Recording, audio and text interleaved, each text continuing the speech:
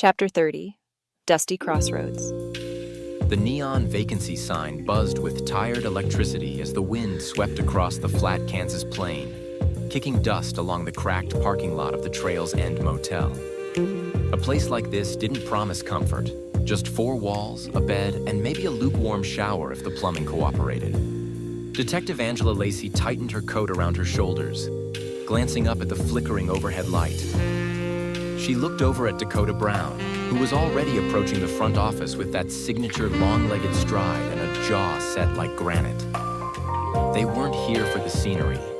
The plan was simple. Check in, crash for a few hours, and hit the road by sunrise.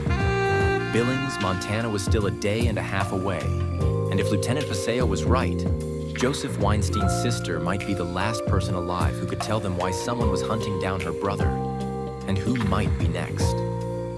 But plans have a way of shifting, especially on the road. Dakota froze halfway to the office, her eyes narrowing on the man leaning against a dark SUV at the far end of the lot. He had a cup of gas station coffee in one hand, a U.S. Marshal badge clipped low on his belt, and the kind of casual slouch that said he wasn't surprised by much anymore. Carrie? Dakota said, her voice loud enough to carry across the lot. The man looked up, startled, then broke into a grin. "I'll be damned." Deputy U.S. Marshal Carrie Sanchez called back, pushing off the SUV and striding toward them. Dakota Brown in the flesh. "Still driving like the devil's chasing you?" Only when he's got backup. Dakota replied, smirking as they exchanged a quick, firm hug. This is Detective Angela Lacey, New Orleans PD Major Crimes. Sanchez nodded respectfully. "Detective." Marshal. Lacey replied with a glance between the two, already clocking the history in their body language. Not romantic, but something deeper. Shared trenches, shared ghosts. What are you doing in Hayes, Carrie?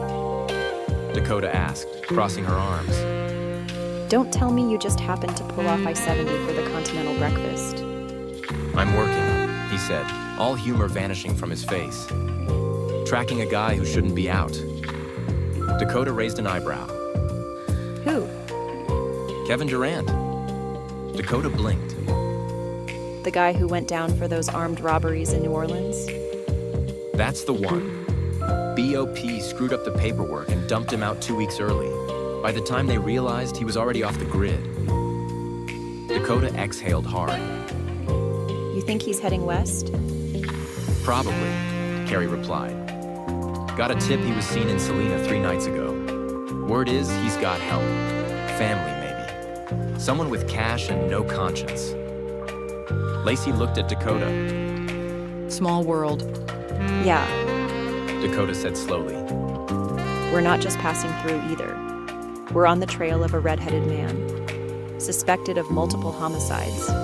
The first victim was a female out of New Orleans, the latest a Mississippi man named Joseph Weinstein.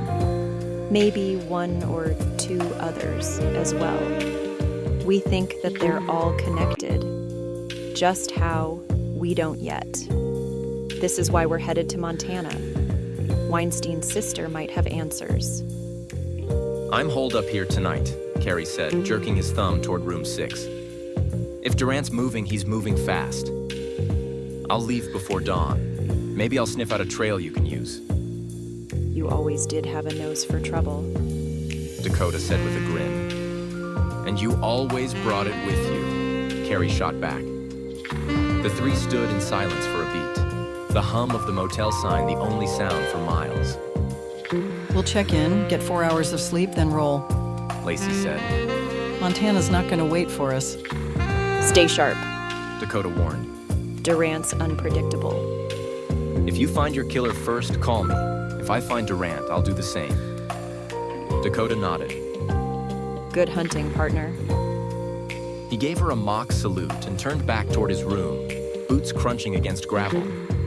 As they stepped inside the office, Lacey muttered, Well, that was unexpected.